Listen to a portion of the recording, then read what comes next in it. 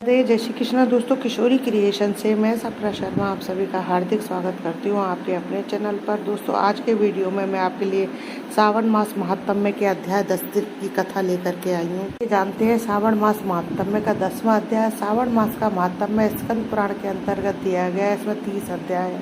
सावन महात्म्य का 10वां अध्याय प्रारंभ करने से पहले आज मैं आपको शनि की 7.5 का बुरा प्रभाव खत्म करने के लिए प्रयोग किए जाने वाले शनि के वैदिक मंत्र के बारे में बताती हूँ। शनि का वैदिक मंत्र जो है इस प्रकार है। ओम शन्नो देव आपो तु पीप्तयो शनियो रविश्र वंतुना। शनि के इस मंत्र का जाप करने से व्यक्ति पर शनि की 7.5 का प्रभाव जो है वो खत्म हो जाता है। ये शनि का वैदिक मंत्र भी कहा जाता है। वैदिक मंत्र के जाप से शनि देव भी प्रसन्न हो जाते हैं और ऐसा कहा जाता है कि अगर इस मंत्र का जाप जो 1000 बार जाप किया जाए तो इससे शनि की 7.5 से जो है आपको मुक्ति मिल जाती है। इस वैदिक मंत्र के जाप से आपके शनि के 7.5 के दुष्प्रभावों में जो है बहुत कुछ आपको आराम मिल जाता है। इससे पहले हमने 9वें अध्याय में शुक्रवार व्रत और जीवित का माता की कथा सुनी। इसे सुनकर मनुष्य आपदा से मुक्त हो जाता है। श्रावण मास के शुक्रवार वाले दिन जीवित का व्रत का अनुष्ठान करके मनुष्य सभी फलों को प्राप्त कर लेता है। आगे का वृत्तांत जानते हैं। ईश्वर बोले, हे सनत कुमार, अब मैं आपसे शनिवार व्रत की विधि का वर्णन करूंगा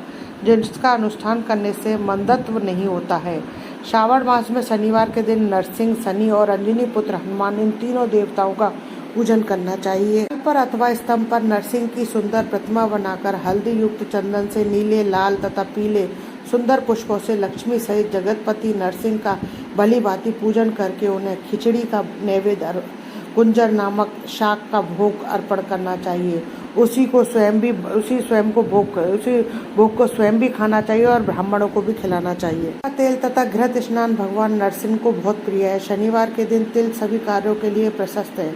शनिवार के दिन तिल के तेल से ब्राह्मणों तथा सुवासिनी स्त्रियों को उपटन करना चाहिए और कुटुंब सहित स्वयं भी संपूर्ण शरीर में तेल लगाकर स्नान करना चाहिए। का भोजन ग्रहण करना चाहिए जिससे भगवान नरसिंह प्रसन्न होते हैं। इस प्रकार सावन मास में चारों शनिवार में इस व्रत को करना चाहिए। इससे घर में लक्ष्मी पूर्ण रूप से स्थिर रहती है और धन धान्य की समृद्धि होती है। 3 व्यक्ति पुत्र वाला हो जाता है और इस लोक में सुख भोगकर अंत में वैकुंठ को प्राप्त होता है। नरसिंह की कृपा से मनुष्य की दिशाओं में व्याप्त रहने वाली उत्तम कीर्ति होती है। हे सौम्य, मैंने आपसे नरसिंह का वह उत्तम व्रत कहा। कुमार, आप शनि की प्रसन्नता के लिए जो करना चाहिए उसे सुनिए। एक लंगड़े ब्राह्मण और उसके आवाम में किसी ब्राह्मण के शरीर में तिल का तेल लगाकर उसे उष्ण जल से स्नान कराना चाहिए। श्रद्धा युक्त होकर नरसिंह के लिए बताई हुए अन्न की खिचड़ी को भोग उसे खिलाना चाहिए। पश्चात लोहा तेल, काला उड़द, काला कंबल प्रदान करना चाहिए। इसके बाद व्रती यह कहे कि मैंने यह सब शनि की प्रसन्नता के लिए किया है। शनिदेव मुझ पर प्रसन्न हो।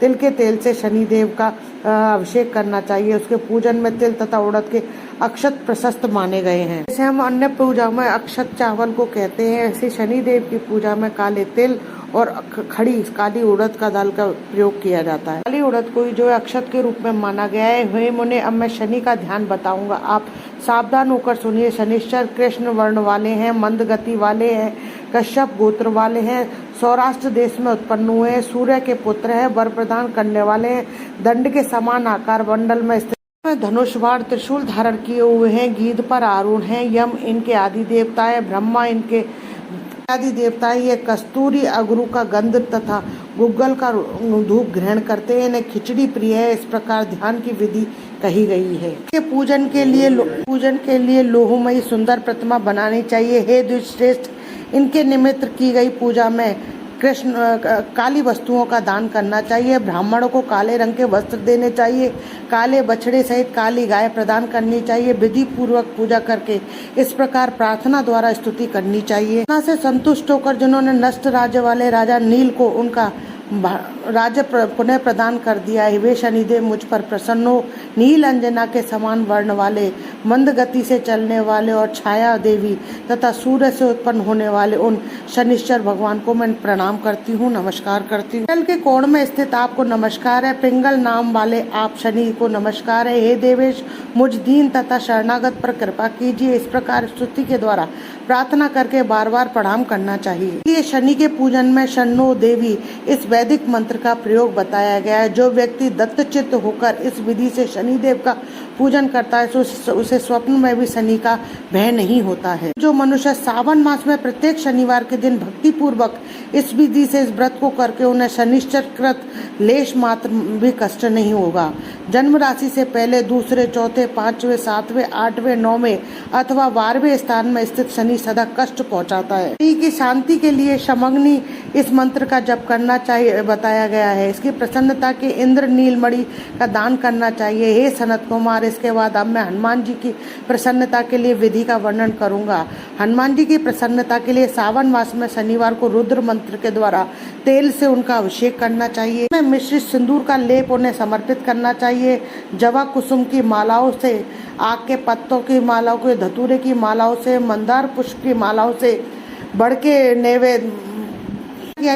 नैवेद्य से, अन्य उपचारों से भी यथाविधि अपनी वित्तीय सामर्थ्य के अनुसार श्रद्धा भक्ति युक्त होकर अंजनी पुत्र हनुमान जी की पूजा करनी चाहिए। पश्चात बुद्धिमान को चाहिए कि हनुमान जी की प्रसन्नता के लिए उनके 12 नामों का जाप करे। हनुमान, अंजनी सुत, वायुपुत्र, महाबला, रामेष्ट, फाल्गुन, सना, पिंगाक्ष, अमित विक्रम, उदत क्रमण, सीता, शोक विनाशक, लक्ष्मण प्राणदाता और दशा गो परा, ये 12 नाम हैं। जो प्रातः काल उठकर इन 12 नामों को पढ़ता है उनका अमंगल नहीं होता है, उसे सभी संपदा सुलभ हो जाती है।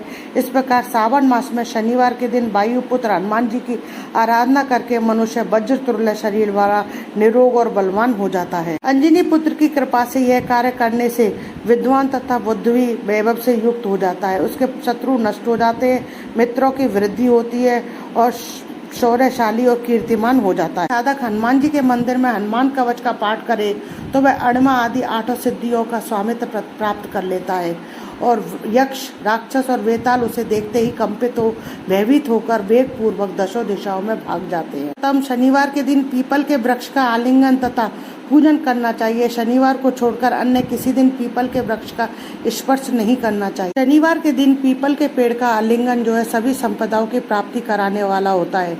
प्रत्येक मास में 7 वारों में पीपल का पूजन फलदायक है, किंतु श्रावण मास में यह पूजन जो है अधिक फलदायक है। श्री स्कंद पुराण के अंतर्गत ईश्वर सनत कुमार संवाद में श्रावण मास महात्म में शनिश्चर, नरसिंह, हनुमत पूजनादि शनिश्चर कृत्य कथन नामक 10वां अध्याय संपूर्णम। दोस्तों, यदि आपको मेरा ये वीडियो पसंद आए तो प्लीज़ मेरे वीडियो को ज़्यादा से ज़्यादा लाइक और शेयर कीजिए। यदि आपने अभी तक मेरे चैनल को सब्सक्राइब नहीं किया है तो उसे सब्सक्राइब करना ना भूलें।